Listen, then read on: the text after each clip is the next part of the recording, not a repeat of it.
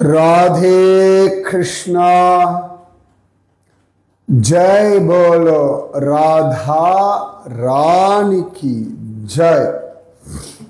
जय बोलो श्री कृष्ण कन्हैया लाल की जय। जय बोलो वृंदावन धाम की जय। जय बोलो गोवर्धन गिरिराज की जय। जय बोलो कुसुम सरोवर की जय। அழகான குசும சரோவரம், குசும் சரோவர். அங்க இருக்கக்கூடிய உத்தவர் கோவிலைத்தான் நேத்தி அனுபவிச்சோம். உத்தவ் பைட்டக் அப்படிங்கிற பெயர். அப்பதான் கேட்டேன், உத்தவன் அப்படின்ற வார்த்தைக்கு அர்த்தம் என்ன? உத்பவ அப்படின்னு சொல்லுவோம். உத்பவன்னா the birth place. Ganga உத்பவஸ்தலம், Kaveri உத்பவஸ்தலம், உத்பவிக்கிறது. உத்பவ உத் அப்படின்னா அப்படி வெளில வரும். உத்பவ அப்படின்ற மாதிரி உத்தவ. உத்பவ உத்தவ ரெண்டு நிறைய வித்தியாசம் உண்டு. உத்தவன்ற வார்த்தைக்கு உற்சவம் அப்படின்னு ஒரு அர்த்தம் வருது. நிஜமாவே கிருஷ்ண பக்தி உற்சவத்தில் தலைச்சிருக்கக்கூடியவன் இந்த உத்தவன். அதுக்கப்புறமா புனிதமான யஜ்ஞம், சாக்ரிஃபிஷியல் ஃபயர் அப்படின்னு சொல்லுவார். யஜ்ஞ வேள்வி, அதுக்கு பேரும் உத்தவ அப்படின்னு பெயர். ஸோ உத்தவன் கிருஷ்ண பிரியன் ஹரிதாசன். குசும சரோவரம், அழகான கோவர்தனம். அந்த கோவர்தனத்தினுடைய குசும சரோவரம் உத்தவன். அந்த விஷயத்தை தான் நாம் பார்த்துட்டு இருக்கோம். உத்தவன் கிருஷ்ண பிரியன், கிருஷ்ண பக்தன், கிருஷ்ணதாசன். அவனுக்கு கிருஷ்ணனை தவிர எதுவுமே தெரியாது. சின்ன வயசுலேருந்தே கிருஷ்ண பூஜை, கிருஷ்ண ஸ்மரணம் இதுதான் தெரியும். பெரிய ஞானி, ப்ரஹஸ்பதியினுடைய சிஷ்யன், கிருஷ்ணனுடைய மந்திரி. அவனை பற்றி சொல்லும்போது ஹரிதாசன் அப்படின்னு தான் சொல்கிறார்கள். இந்த குசும சரோவரத்தில் பார்த்தோம்னா உத்தவன் கையில் பாகவதம் வச்சுன்னு இருப்பான். உத்தவன் ரொம்ப அழகாக கிருஷ்ண பத்னிகளுக்கு பாகவதம் சொன்னான் அப்படின்னு இருக்கு. இந்த கிருஷ்ண பத்னிகள்லாம் கிருஷ்ணன் கிளம்பின பிறகு ரொம்ப அந்த பிரிவில் இருக்கா. அப்போ வஜ்ரநாபன் கிட்ட சொல்லி அவர்கள்லாம் சொல்கிறேன், எங்களை மதுராவுக்கு அழிச்சுட்டு போ, கிருஷ்ண ஜன்மஸ்தலத்துக்கு அழிச்சுட்டு போ, அந்த லீலாஸ்தலங்கள்லாம் பார்த்தா ஒரு சமாதானமாக இருக்கும்னு சொல்ல அவர்களை கூட்டிண்டு வஜ்ரநாபன் மதுராவுக்கு வரான். அப்போ பிருந்தாவனத்தில் காளிந்தி, யமுனா, அவளும் ஒரு கிருஷ்ண பத்னி தானே. அப்போ அந்த காளிந்தி சொல்கிறா, நீங்கள்லாம் குசும சரோவரத்துக்கு போங்கோ, உத்தவனை தவிர வேறு யாருமே உங்களுக்கு சமாதானம் தர முடியாதுன்னு சொல்கிறான். ஏன்னா கண்ணன் கிளம்புறதுக்கு முன்னாடி கடைசியாக பேசிட்டு இருந்தது உத்தவன் கிட்ட தான். அதனால் உத்தவனுக்கு தான் கிருஷ்ண ஹிருதயம் தெரியும். ஏன்னா கண்ணன் தான் கூட நேர பிருந்தாவனத்துக்கு போகலை. பிருந்தாவனத்தை விட்டுட்டு வந்ததுக்கப்புறமா தன்னுடைய ரெப்ரசன்டேட்டிவாக உத்தவனை தான் அனுப்பினானா கூட. கியான் குத்ரி அப்படின்னு சொல்லிட்டு பிருந்தாவனத்தில் ஒரு இடத்த பற்றி முன்னாடி பார்த்தோம். நம்ம பிருந்தாவனத்தை கண்டோமே, முன்னாடி பிருந்தாவன பரிக்கிரமாவை பார்த்தோம். அப்போ கண்ணனுக்கு தன்னுடைய கோபிகைகளுக்கு விஷயத்தை சொல்கிறது கூட ஒரு உத்தவனை அனுப்பினானா அவன் உத்தவன் எப்பேற்பட்டவனாக இருந்திருக்கணும் இல்லையா? ஸோ அதனால் கிருஷ்ண பத்னிகள் எல்லாரும் இந்த குசும சரோவரத்தில் உட்காந்துண்டு பஜனை பண்ணார்களாம். அப்போ பார்த்துக்கோங்க எவ்வளோ வசதியான இடம் இந்த குசும சரோவரம்.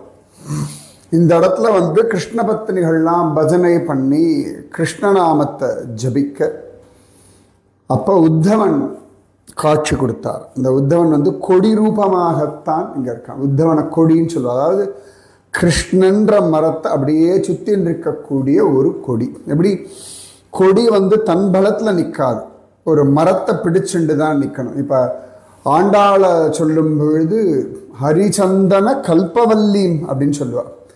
ஹரின்ற சந்தன மரத்தை அப்படி சுற்றி இருக்கக்கூடிய கற்பக கொடி அப்படின்னு ஆண்டாளை வர்ணிப்பாள்.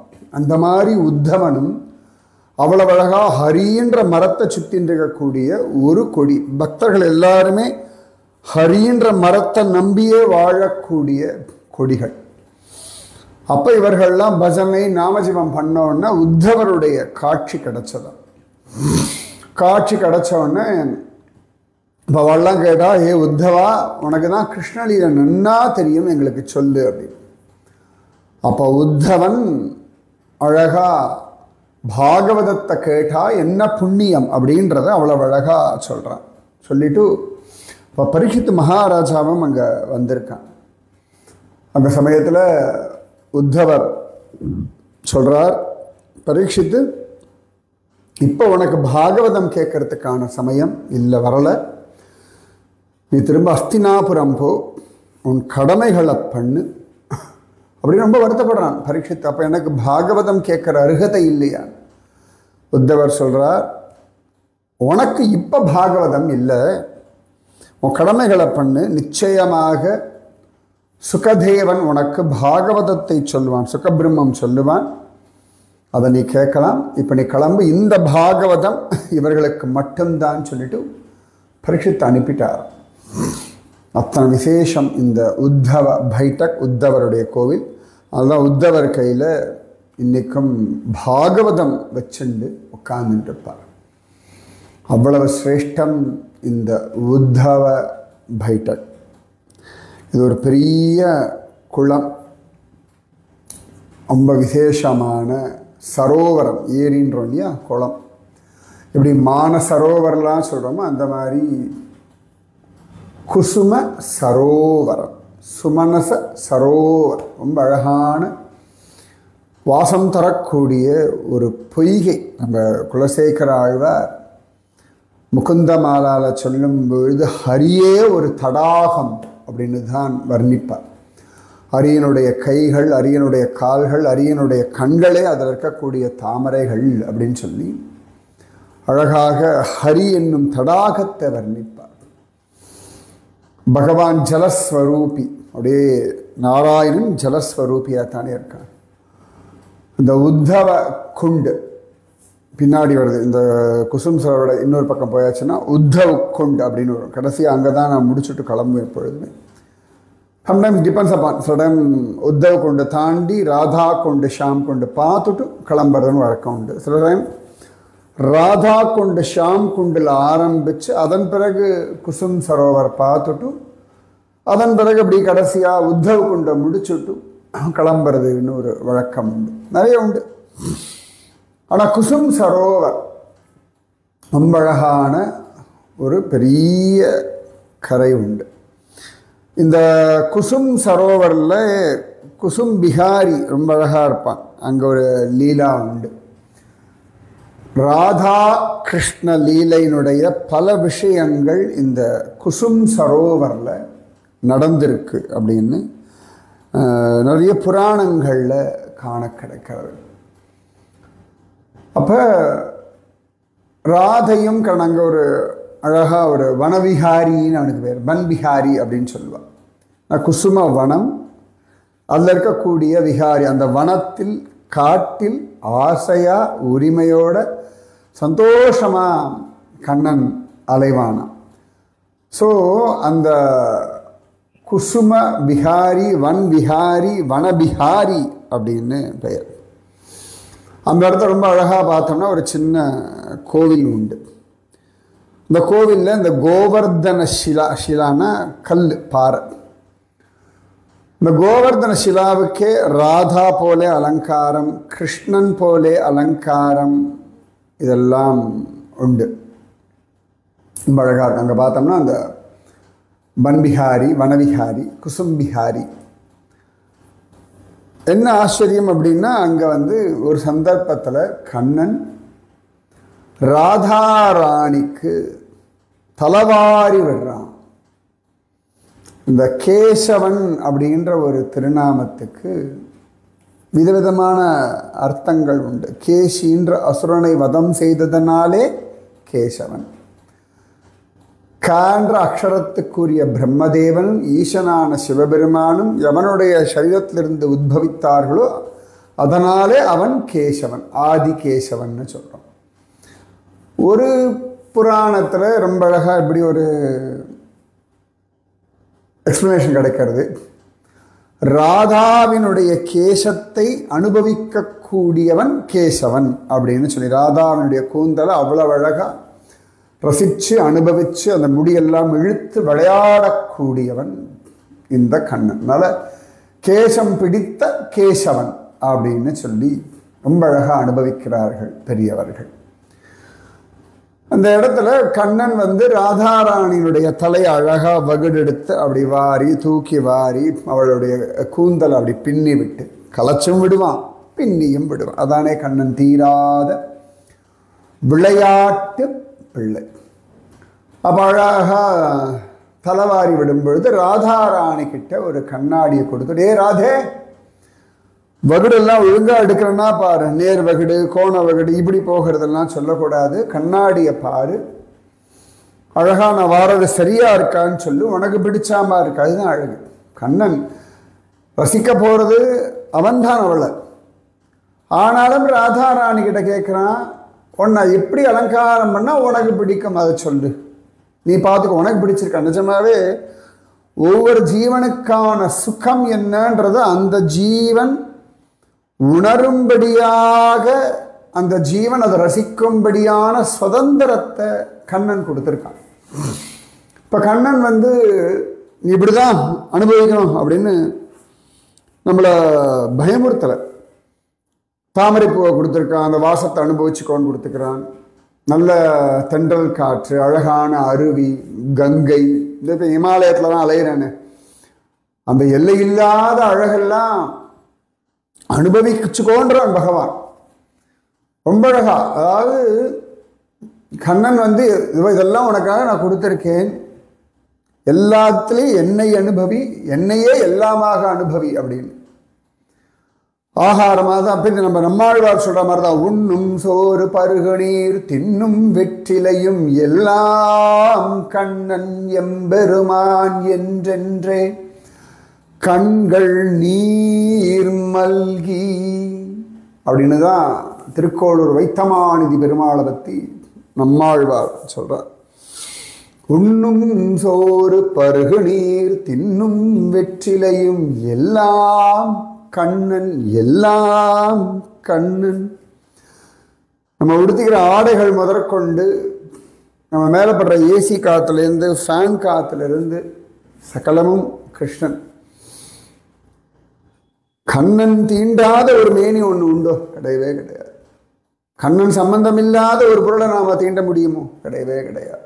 நம்ம போட்டுக்கிற வஸ்திரத்திலிருந்து நம்ம உடம்புல படுற வெந்நீரோ பச்சை தண்ணியோ எல்லாமே கிருஷ்ணன் மட்டும்தான்.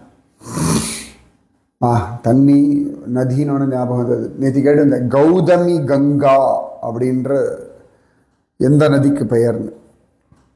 இந்த கௌதமி கங்கா நதிக்கல்ல விஜயன்ற பிராமணன் வந்தார் மதுராவுக்கு. கோவர்தனத்தோட கல் எடுத்து அரக்கன் மேல் அடித்தார். அந்த அரக்கனுக்கு ஸ்ரீஹரி ரூபம் கிடச்சதுன்னா சொன்னேன் இல்லையா. கௌதமி கங்கா அப்படின்றது ஸ்வயம் கோதாவரியினுடைய இன்னொரு திருநாமம். சரியா? அது மாதிரி இன்னொன்று கேட்டிருந்தேன். கொடை கோவர்தனம் என்னும் கொற்ற குடையே.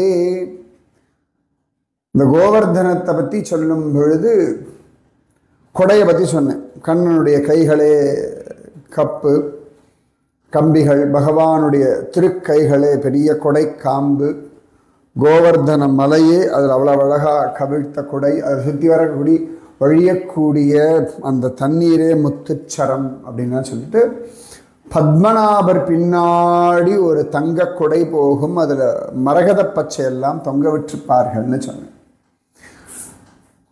அந்த கொடையை ஒரு பிரிட்டிஷ்காரர் கொடுத்தார்.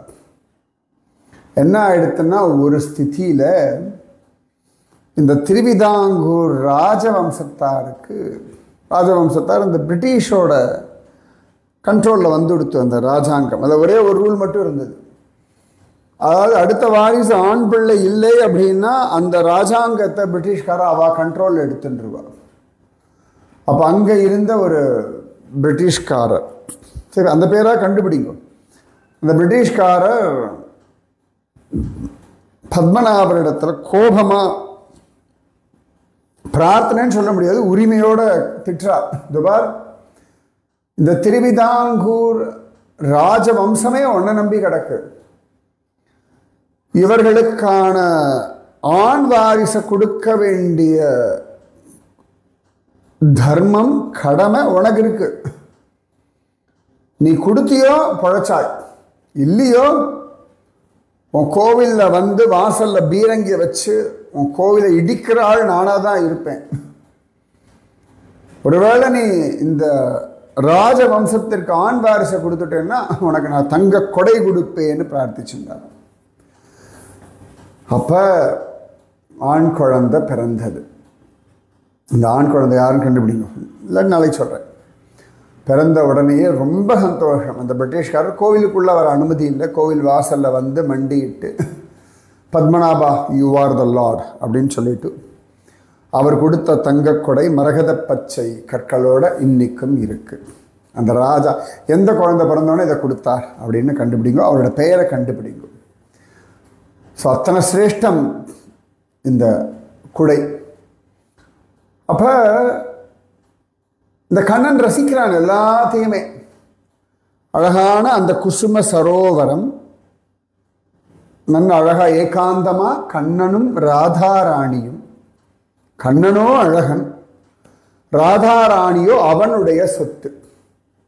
அவளுக்கு ஒன்னே ஒன்றுதான், என் உச்சந்தில் இருக்க ஒரு முடியிலிருந்து கால் நகம் வரைக்கும் என் கண்ணனுக்காக மட்டும்தான்.